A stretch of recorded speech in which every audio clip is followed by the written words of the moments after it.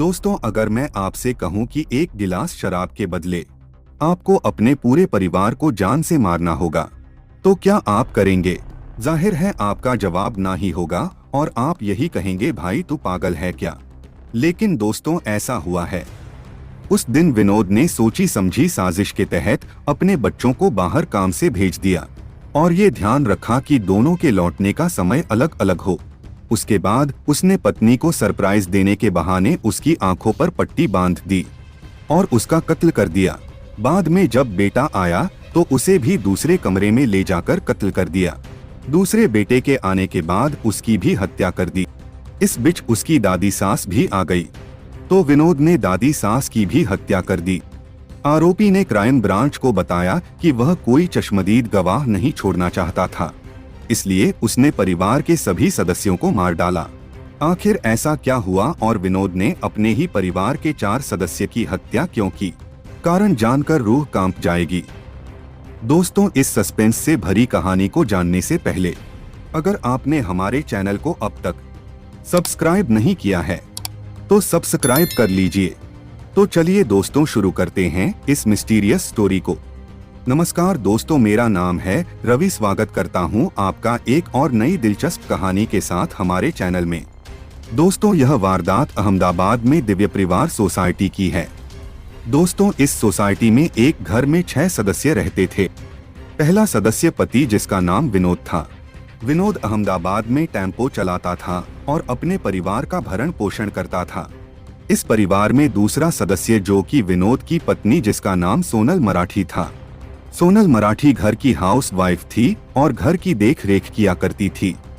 इस घर में तीसरा सदस्य, जिसका नाम प्रगति, जो के घर की बेटी थी, और चौथा सदस्य, जिसका नाम गणेश, जो घर का बेटा था, और 5वां सदा सर्वदा, जो कि विनोद की दादी सास थी। विनोद शराब का आदी था और इसी वजह से उसके घर में आए दिन झगड़ा हुआ करते थे, जिसकी वजह से मोहल्ले वाले भी परेशान हुआ करते थे। लेकिन सिर्फ यही एक कारण नहीं था। विनोद को लगता था कि उसकी पत्नी चरित्रहीन है और विनोद अपनी पत्नी के चरित्र पर शक किया करता था, जिसकी वजह से उनके घर में आए दिन झगड़ा हुआ करता था। लेकिन एक दिन कुछ ऐसा हो गया जिसे मोहल्ले वाले तो क्या किसी ने भी अंदाजा नहीं लगाया होगा। घर में आए दिन होने वाले झगड़ों से तंग होकर विनोद ने एक दिन कुछ ऐसा कदम उठाए डाला जिसने हर किसी को चौंका कर रख दिया। विनोद ने शराब के नशे में धुत होकर अपने परिवार के सभी सदस्यों को मौत के घाट उतार दिया और उन्हें मारकर हर एक को सबको अलग अलग कमरे में बंद कर घर से फरार हो गया। और फिर कुछ दिनों बाद जब सबकी लाशें सड़ने लगी, तब पड़ोसियों को दुर्गंध आने लगी और फिर सभी पड़ोसियों ने मिलकर पुलिस को सूचित कर दिया। पुलिस ने घर का दरवाजा खुलवाने की कई कोशिश की, लेकिन अंदर से कोई रेस्पॉन्स न मिलने की वजह से पुलिस ने दरवाजा तोड़ा तो अंदर का दृश्य देखकर सबके रोंगटे खड़े हो गए। अंदर एक ही परिवार के 4 लोगों के सड़े गले शव पड़े हुए थे।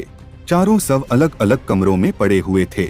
घर के 4 सदस्य तो मिल गए, लेकिन विनोद नहीं मिला और इसी को देखते हुए पुलिस को शक हुआ कि विनोद ने ही इस हत्या को अंजाम दिया होगा।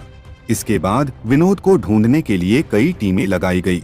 पुलिस को लग रहा था कि इस हत्याकांड में बाहरी लोग भी शामिल हो सकते हैं, इसीलिए पुलिस इस हत्याकांड को हर एंगल से देख रही थी। पुलिस के मुताबिक घटना के बाद आरोपी सूरत भाग गया था और फिर सूरत छोड़कर इंदौर चला गया था। इंदौर से निकलने के दौरान ही क्राइम ब्रांच की टीम ने उसे दबोच लिया। पुलिस के मुताबिक पत्नी के चरित्र पर संदेह होने के बाद से ही विनोद और उसकी पत्नी के बीच आए दिन झगड़े होते थे। उस दिन विनोद ने सोची समझी साजिश के तहत अपने बच्चों को बाहर काम से भेज दिया और ये ध्यान रखा कि दोनों के लौटने का समय अलग अलग हो। उसके बाद उसने पत्नी को सरप्राइज देने के बहाने उसकी आंखों पर पट्टी बांध दी और उसका कत्ल कर दिया। बाद में जब बेटा आया तो उसे भी दूसरे कमरे में ले जाकर कत्ल कर दिया। दूसरे बेटे के आने के बाद उसकी भी हत्या कर दी। इस बीच उसकी दादी सास भी आ गई तो विनोद ने दादी सास की भी हत्या कर दी। आरोपी ने क्राइम ब्रांच को बताया कि वह कोई चश्मदीद गवाह नहीं छोड़ना चाहता था, इसलिए उसने परिवार के सभी सदस्यों को मार डाला। पुलिस सूत्रों की माने तो विनोद ने पत्नी, 2 बच्चों और दादी सास की हत्या कर दी। वो पहले भी अपनी दादी सास पर हमला कर चुका था। जबकि वो उसी इलाके में दूसरे घर पर रह रही थी।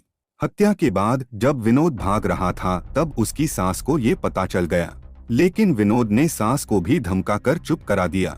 कड़ी जांच पड़ताल के बाद पुलिस ने विनोद को पकड़ लिया और विनोद ने अपना आरोप कबूल कर लिया। ऐसी और भी वीडियो देखने के लिए चैनल को सब्सक्राइब कर ले। जय हिंद।